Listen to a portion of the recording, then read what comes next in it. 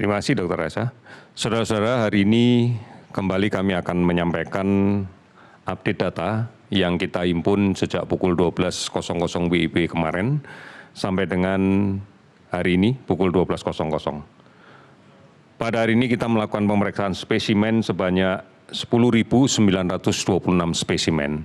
Angka ini menurun cukup drastis karena pada hari Minggu kemarin ada 20 laboratorium yang tidak melakukan pemeriksaan dikarenakan libur.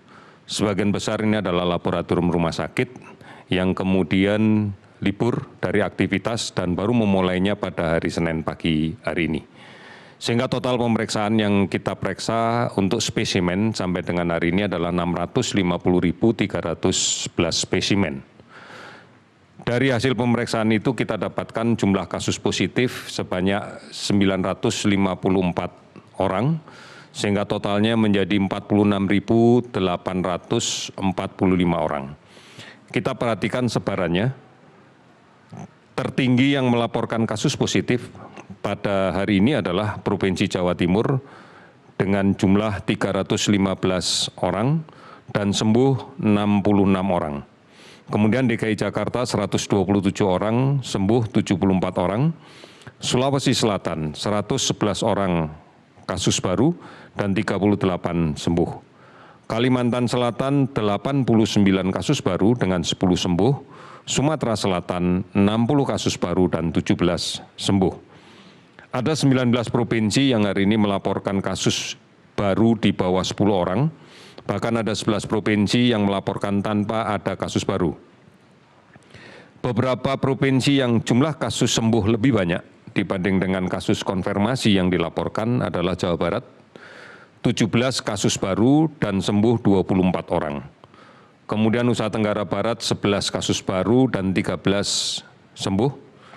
Kemudian Gorontalo 3 kasus baru dan 4 sembuh. Yogyakarta tidak ada kasus baru, melaporkan 7 sembuh. Kemudian Kalimantan Barat tidak ada kasus baru, melaporkan 3 sembuh. Dan Sumatera Barat tidak ada kasus baru dan melaporkan 2 sembuh. Sehingga total kasus sembuh yang dilaporkan hari ini adalah 331 orang, akumulasinya adalah 18.735 orang. Meninggal 35 orang sehingga totalnya menjadi 2.500 orang. Kasus orang dalam pemantauan yang kita lakukan pemantauan adalah 43.500, sementara pasien dalam pengawasan sebanyak 12.999 orang.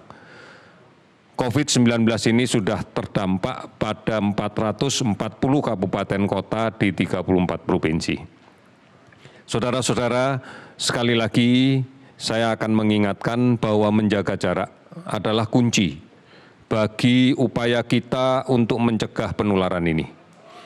Oleh karena itu, pastikan kita mampu menjaga jarak dalam semua aktivitas sosial kita, termasuk menggunakan masker.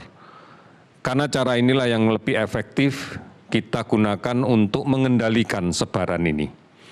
Penambahan kasus hari per hari di tempat-tempat yang telah saya umumkan tadi, itu menggambarkan bahwa kepatuhan terhadap protokol kesehatan masih belum optimal dilaksanakan oleh masyarakat kita. Oleh karena itu sudah saatnya kita saling mengingatkan dengan cara yang baik.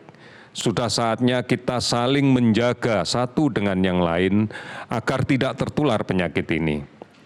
Dan sudah saatnya juga kita melindungi orang-orang yang rentan terhadap penyakit ini yang dapat memberikan akibat buruk.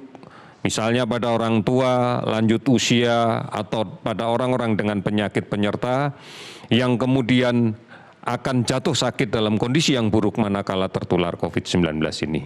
Termasuk anak-anak kita, balita, ibu hamil, dan sebagainya. Saudara-saudara, kita sudah cukup lama menghadapi ini. Kami melihat sudah cukup banyak yang mematuhi ini. Dan ini kami berterima kasih. Namun sekarang langkah kita adalah bagaimana mengingatkan orang lain. Ingatkan dengan cara yang baik.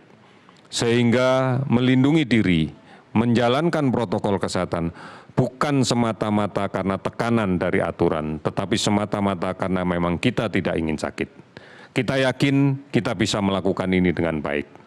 Kita semuanya yakin karena kita mampu bekerja sama secara terus-menerus dengan membangun kesadaran kolektif kita. Kita pasti bisa. Terima kasih, selamat sore.